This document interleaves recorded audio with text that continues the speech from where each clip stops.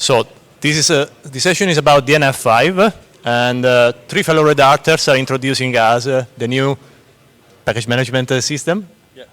Okay, so I'll hand over to you, and please. Thank you. Thanks. Okay, so hello. Let me introduce us. Like you may have heard, we are from Red Hat, from Brno actually, and we are going to talk about DNF5, the new generation, as we have in the title. To introduce us and the talk, we have it split into 3 sections. The first one is covered by me. It will be a technical overview. Then there is community history and action items by Nicola. And finally, a live demo from Jan. First, I would like to explain what are we actually talking about. I imagine most of you already know this, but DNF is a package manager, and probably the easiest way to explain this to someone is to compare it to like an app store or a command line app store. So it installs, upgrades, removes packages, handles dependencies, metadata, and stuff like that. And there are many examples, apt, pacman, and you might be, and we are actually working on DNF and micro-DNF. To put this into some more context, we have this diagram that's actually describing Fedora, but I think many distributions have some similar setup like this. You can see that it's possible to interact with the package manager on like many ways or in many levels, but here we are talking about the high level manager, and that is DNF or libDNF.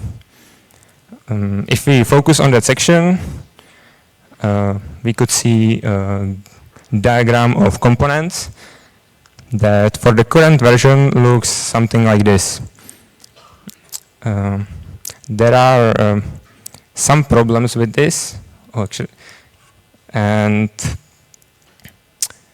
at first glance, I think it already looks more complicated than it needs to be, but mainly you can see that the libDNF, the library, is split into 2 sections, and DNF is actually just using the Hawkeye section, but not the libHIF one, while micro-DNF is using both.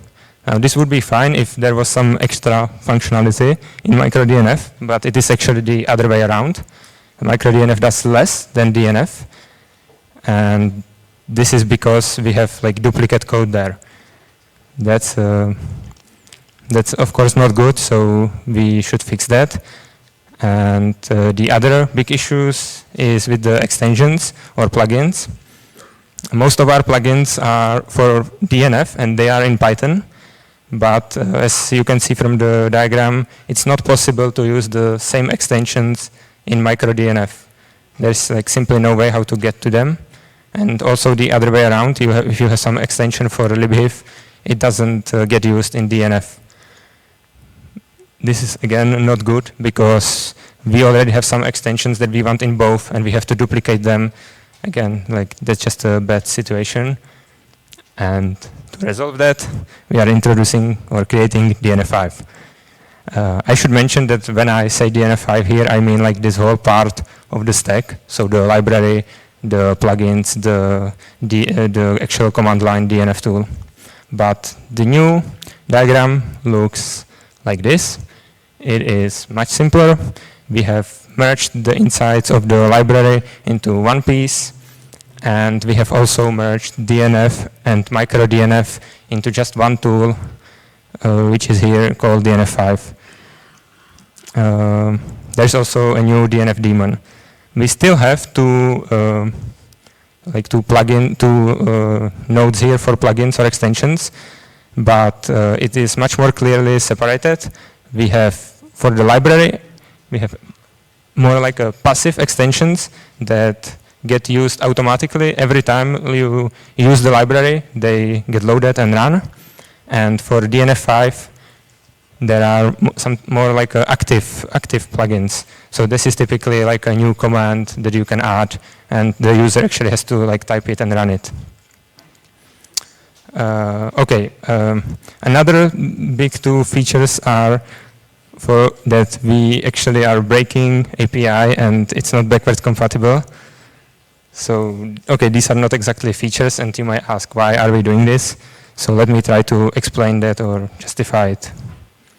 First, for the library, we completely restructured the API and try to make it better and most importantly, unified and safer, because before, like I mentioned, it was merged together a bunch of things and it wasn't that great. So hopefully this time we try to learn from our mistakes and make it better.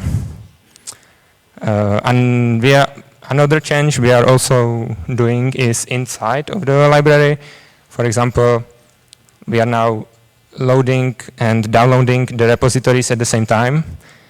This is because typically downloading the repositories is network intensive, but loading them, on the other hand, requires CPU, so they kind of nicely match together, can be done at the same time.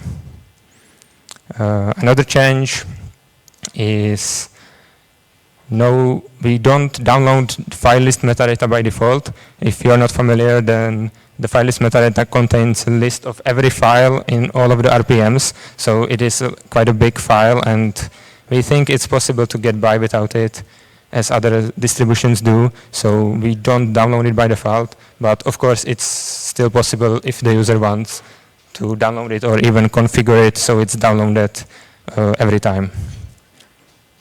Then we are trying to make it, of course, in general faster, and I think we will see this in the demo later. And we have bindings for the new library.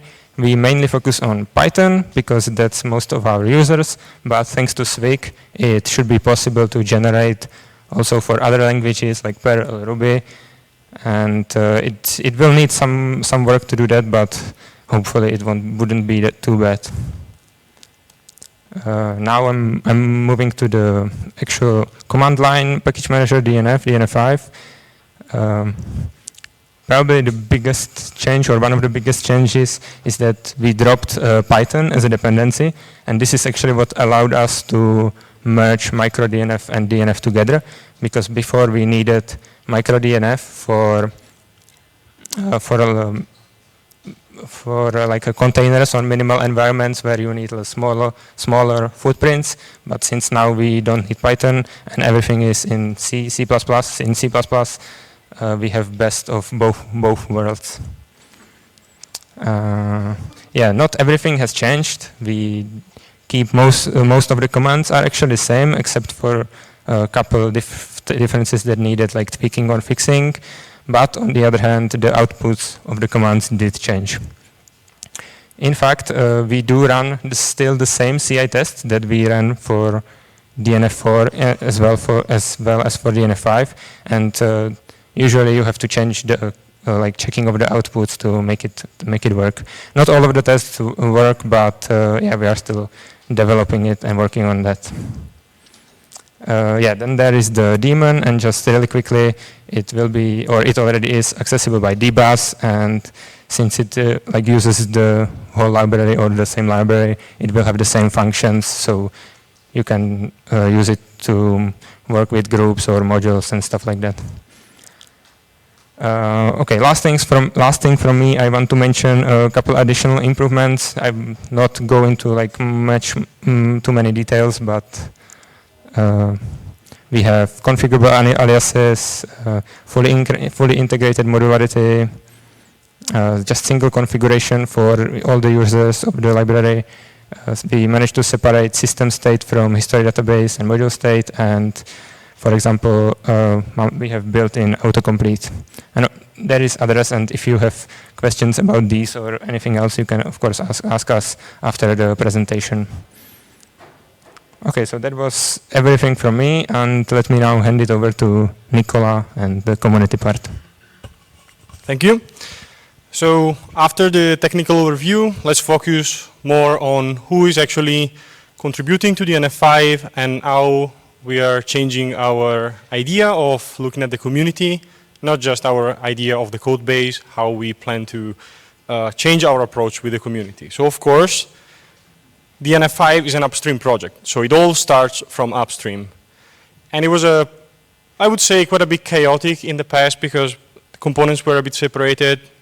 Issues were not enabled for DNF, for example, for quite a while. Now they are, but it wasn't super clear, the path we were taking with the community. Many issues stayed open for a while. Pull requests unreviewed.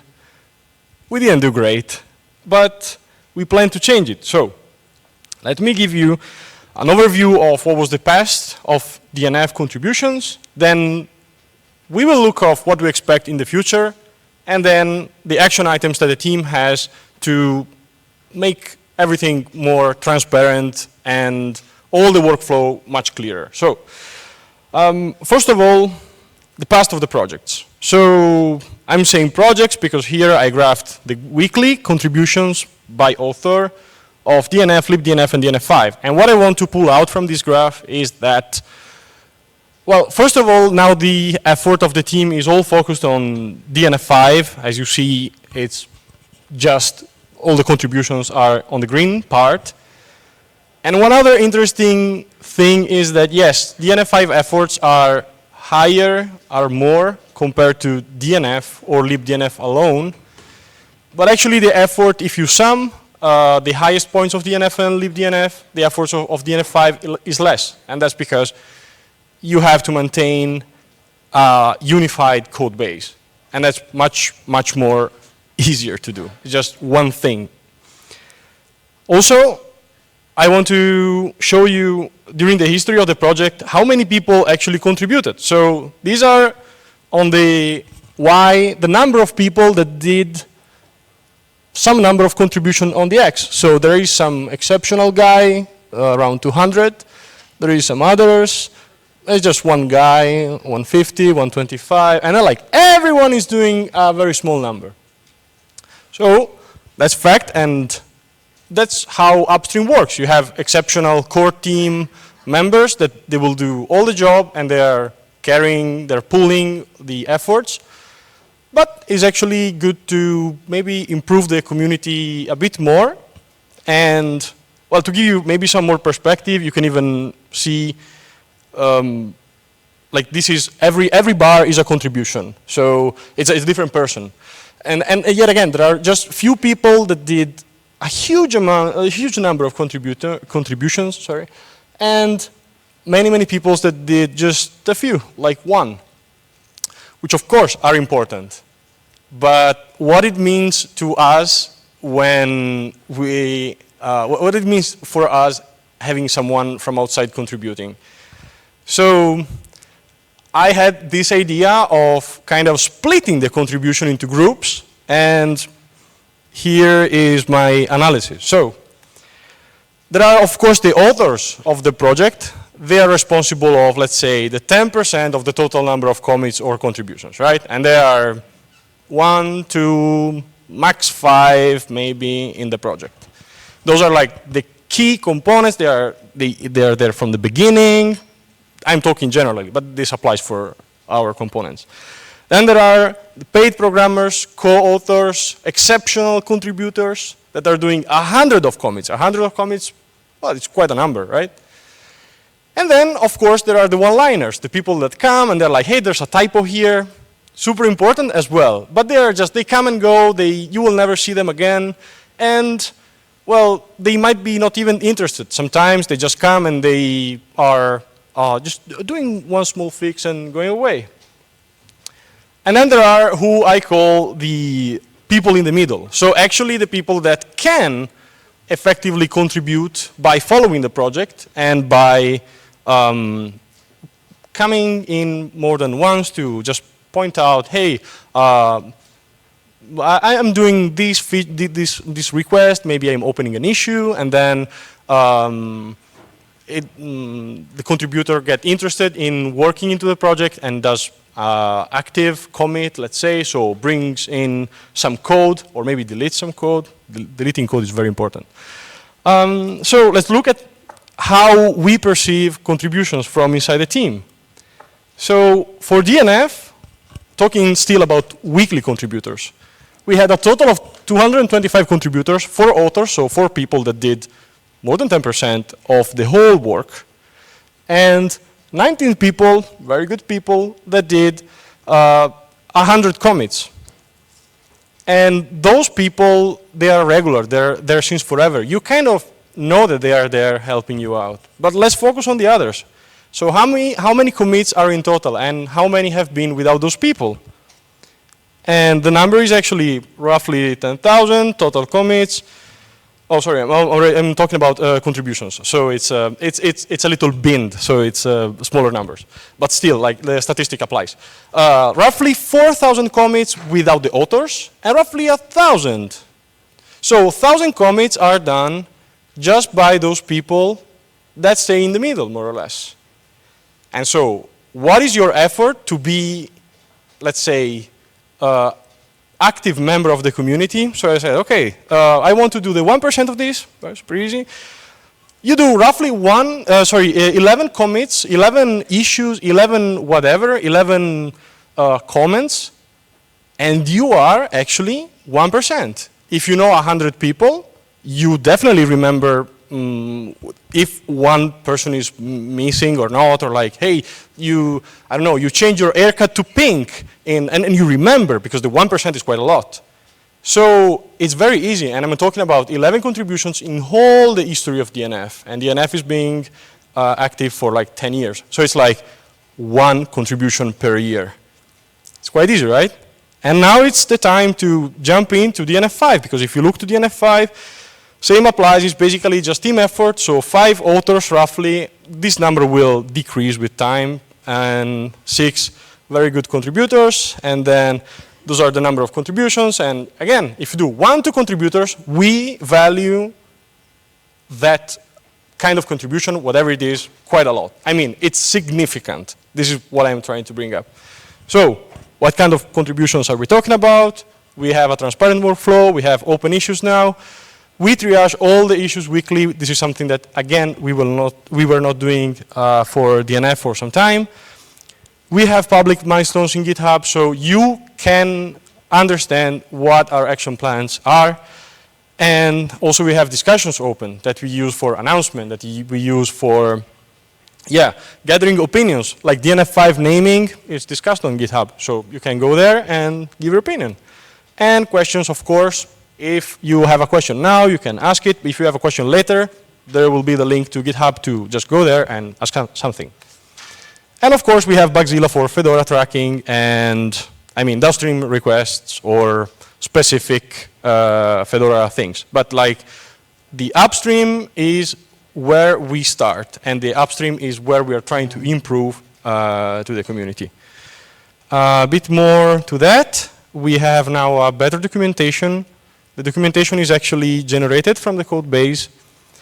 It is tested, so every snippet that's there gets compiled if it's C++, it gets interpreted if it's in Python, and so it's much more, let's say, reliable documentation. So we expect to have, I'm not saying what we'll expect to have, you know what, because you'll never know. But then we have now tutorials, we have code templates, we have a lot more material that a newcomer could work on and start to contribute to DNF using that material. Right, and then we are planning to also add contributing guides that now are missing, but we're planning to improve the contribution workflow on GitHub yet again, and also to open first-time issues which are missing, but we are targeting that. So, just to conclude my part, who's the community? Actually, the community for us is the people who create issues, not create problems, create GitHub issues, right?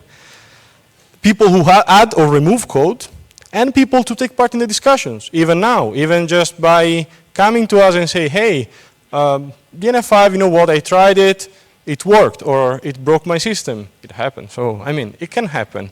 It's not perfect.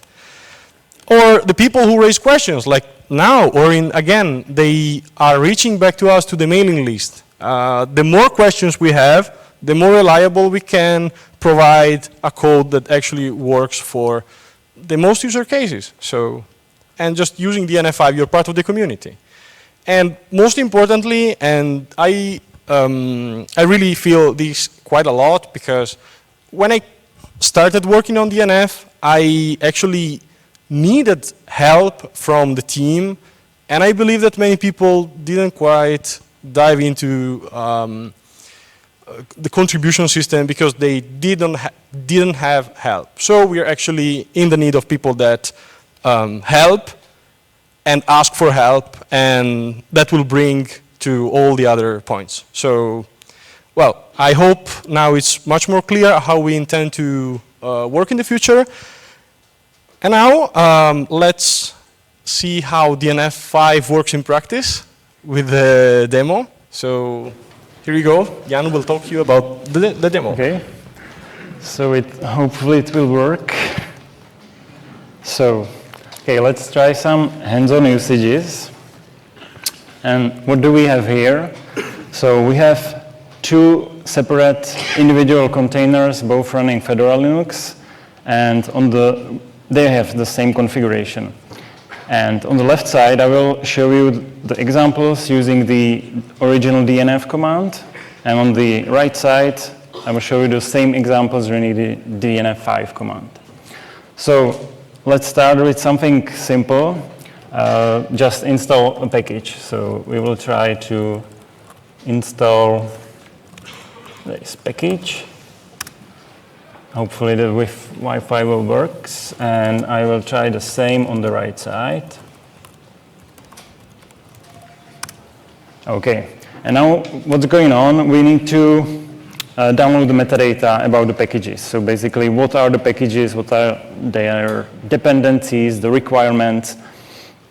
So the definition of repositories is configured in the system. And now we need to just pull all the data, the metadata from repositories. And now we can see the first difference between the DNF and DNF5,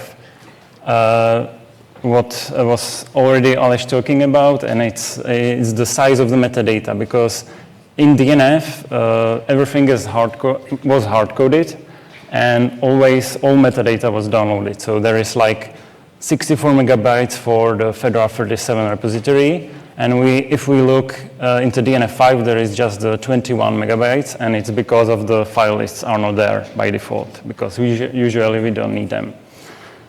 Okay, we can see some differences in the outputs, like for the DNF5, we have some more information there, like what packages are being replaced. Yes, but it's basically, it looks very similar, but the output should be a little bit more convenient for the user. So let's try to install the packages, and yeah, that's it, basically. Another example, Aleš was talking about the auto-completion. So this was also improved. We can see that for DNF, there was also some auto-completion. If we try, for example, the mark command, I will type the M and now the double tap, and we can see the DNF offers the commands for us. Okay, that's fine.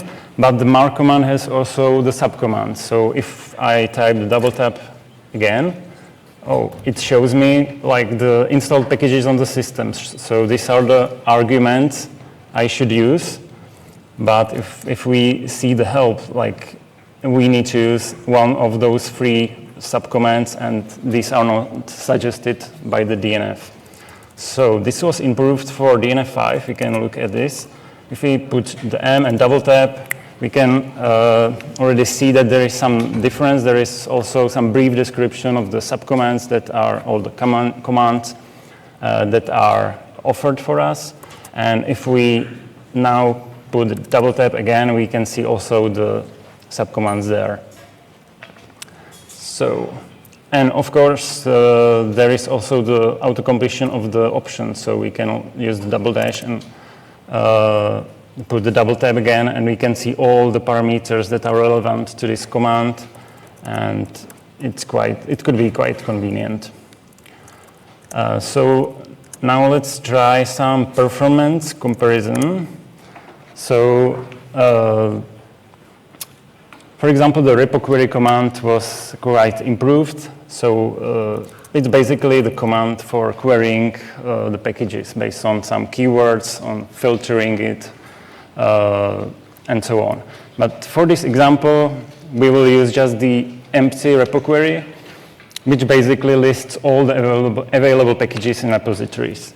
So let's try that, running also for DNF5. And we can see that the DNF5 was a little bit faster, but let's measure it exactly. So let's use the time command. And the same for DNF5. And we can see there, for DNF it was like almost 3 seconds, and for DNF5 it was 1 second. So it's a little bit faster there. And we can also try some more advanced repo query. So we can list all the packages that depends on curl library. And we will see that there should be quite a big difference. All right, so what depends on?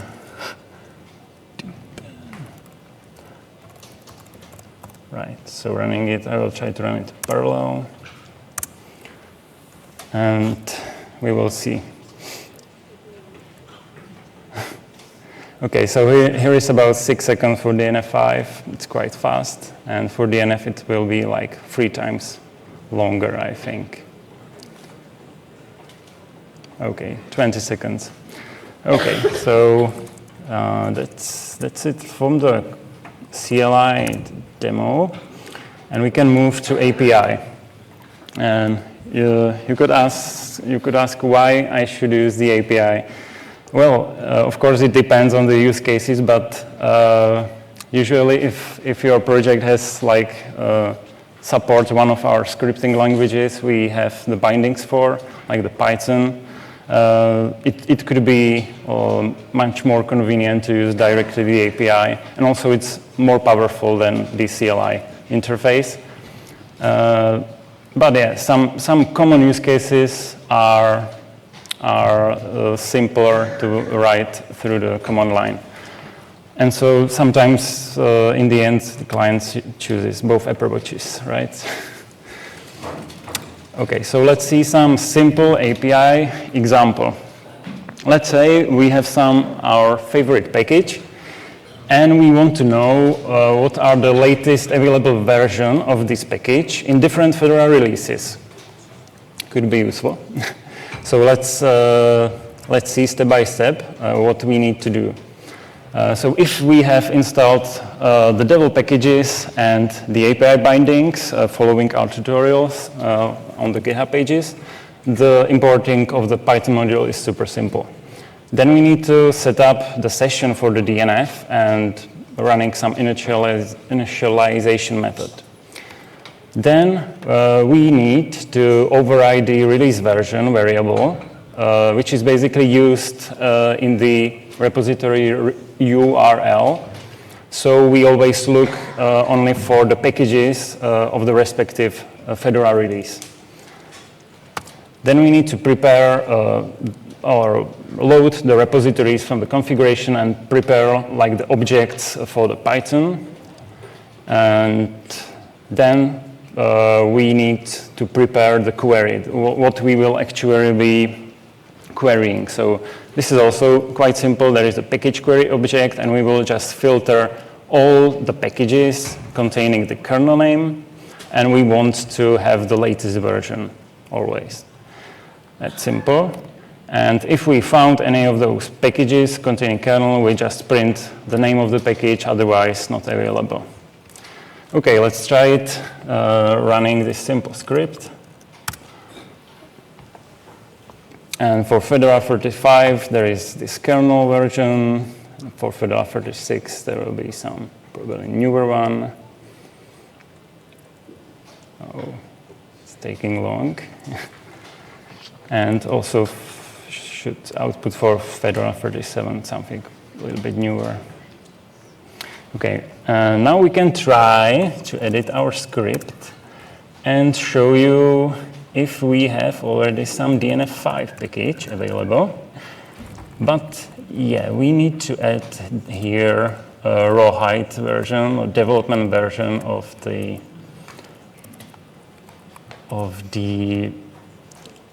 Fedora.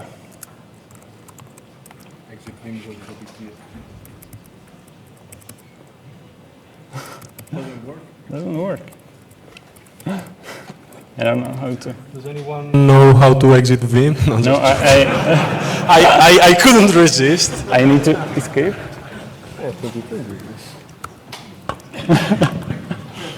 It's a different laptop, so.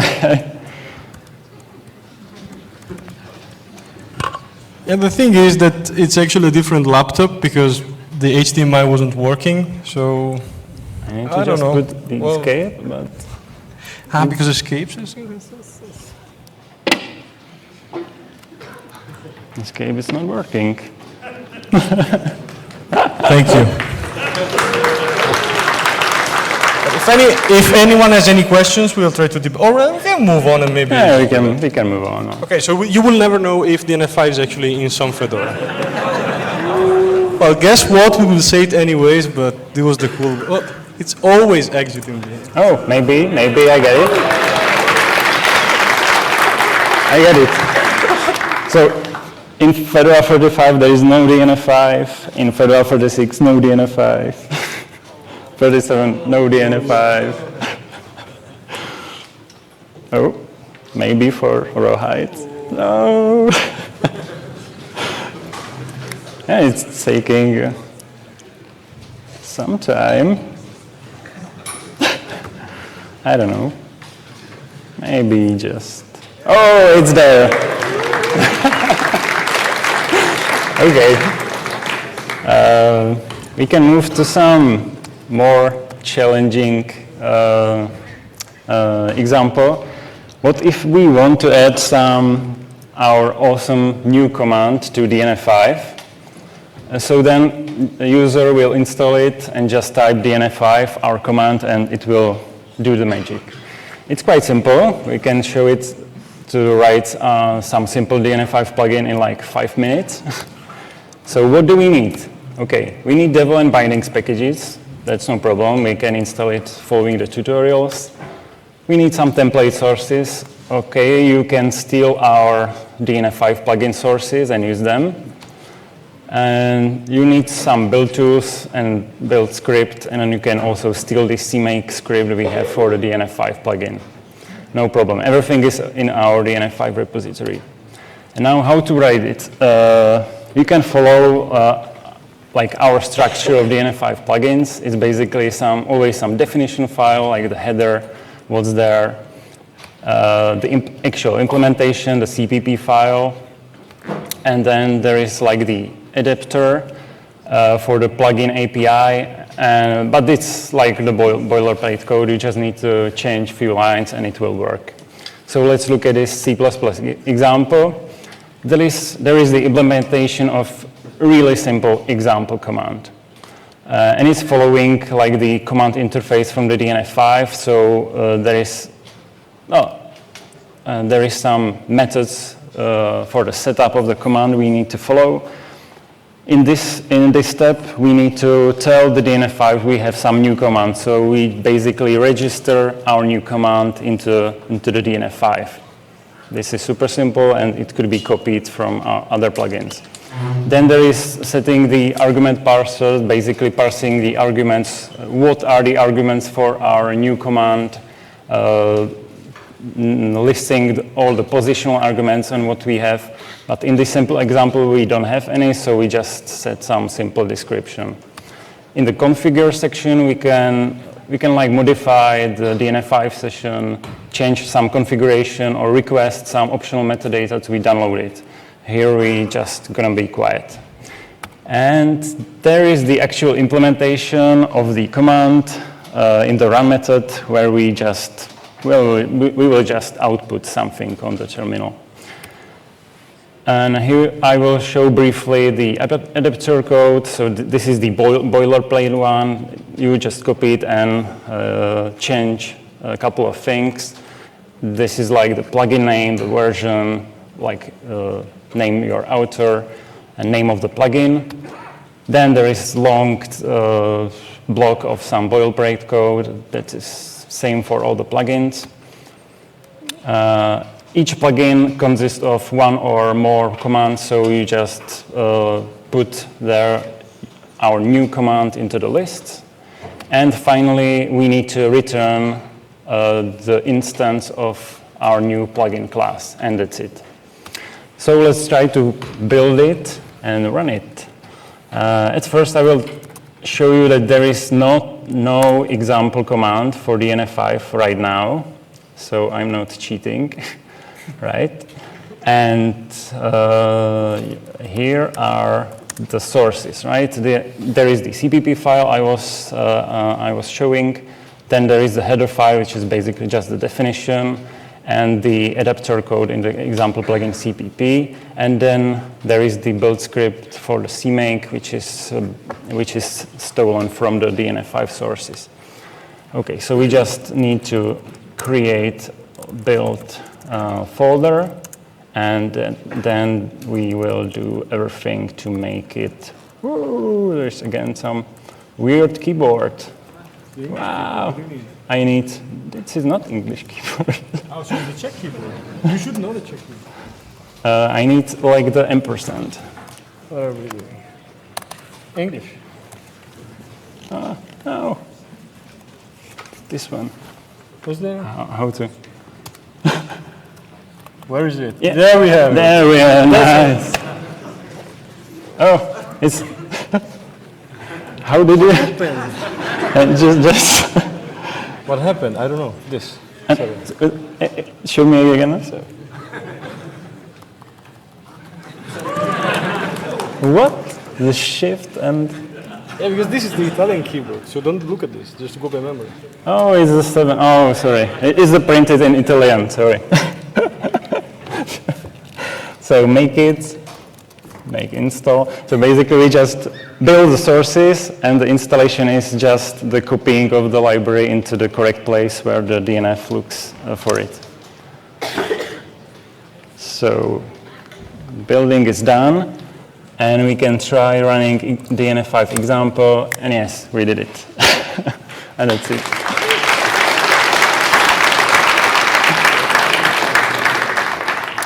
Okay. So when will DNF5 release? You discovered already. DNF5 is actually already in Fedora Rawhide, so 38. And there is a plan to, well, in a moment. So first of all, if you're running stable Fedora 36 or 37, you can use a Copper to try it. And it will be parallel installation with DNF. And also here are all the sources that we have for whatever. You can find everything in the GitHub repo. That's the only link you need. There's everything there. We have all the links copied in the talk information. If you run Fedora Rawhide, or if you're in a container of Rawhide and you want to try it, it's there. So just DNF install DNF5 and you're good. And something more about it, when it will actually land in Fedora. So there is a plan to do a major upgrade of microDNF that will actually symlink to DNF5, so it will be replaced in Fedora 38. And in Fedora 39, there's the plan to replace DNF with DNF5.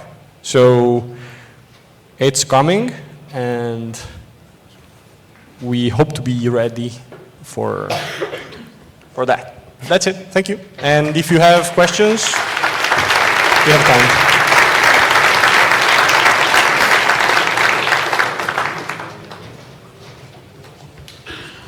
So, any question?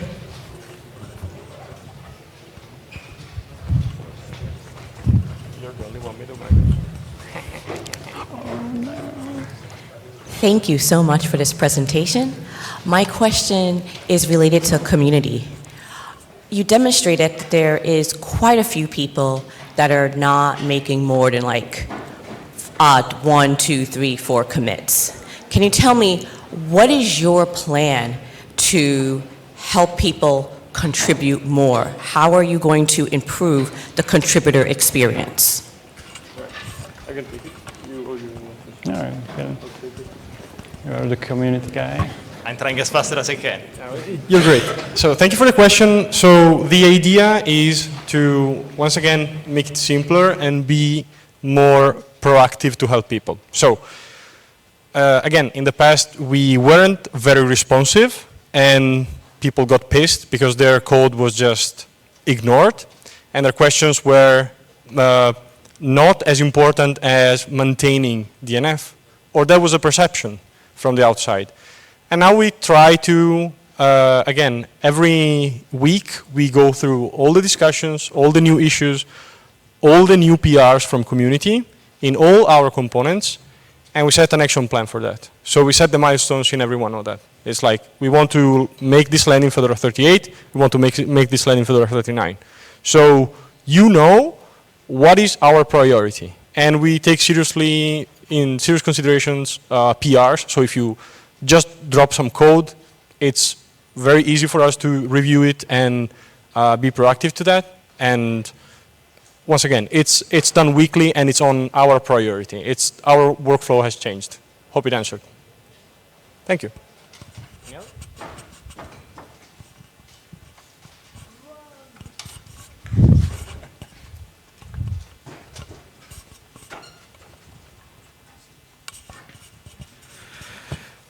Just technical curiosity, is the new DNF5 daemon intended to replace the package kit daemon? Is the DNF5 daemon intended to replace the package kit daemon?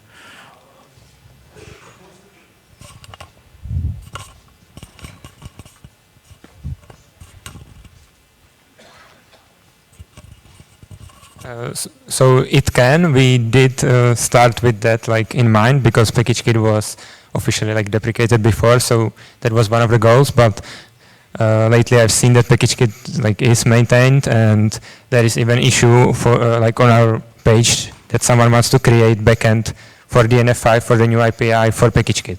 So I'm not sure how it will turn up, but we will see. It was the plan originally. It could, yeah, sorry, if you want to, yeah. So the thing is package kit works, right? So it's not that easy to, I'm hearing, okay. Well, I would say that for now it gets the job done, but still there's an alternative. Actually the first enablement of DNF daemon on the system, they will be for other components that are less critical to probably to adapt to the new DNF or actually the new API. We're looking at Cockpit, for example, that could use the daemon, or Anaconda maybe could use it. So it's not just package kit that for which the daemon would be relevant. Let's say that. We would. Just finally, we would like to do that because, to replace it because it could provide, for example, like I mentioned, the module support or group support to even to GNOME software, which is currently not possible, and that would be nice. Yeah. So, any other questions?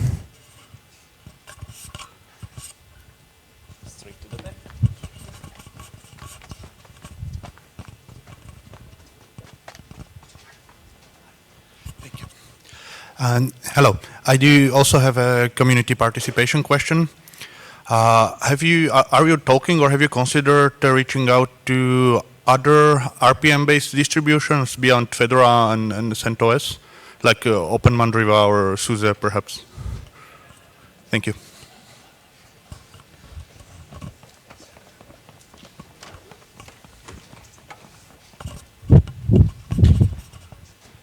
I mean, I'm not in contact because no one here is project manager or team lead, let's say that. I would let another team member of us answer into that. But yes, of course, the RPM distributions are taken into account and all the relatives to Fedora, they're of course taken into account. The thing is, for now, let's say it's a quite younger project, DNF5. It's just 2 years since it has started the developing. And so I would say that this is the reason why we're just talking about Fedora, Fedora, Fedora, Fedora, because this is our upstream where we do the testing. Our CI runs on Fedora.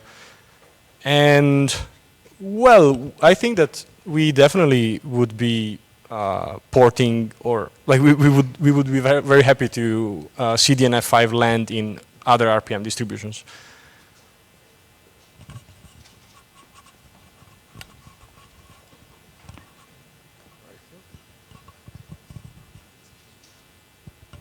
I think that's it.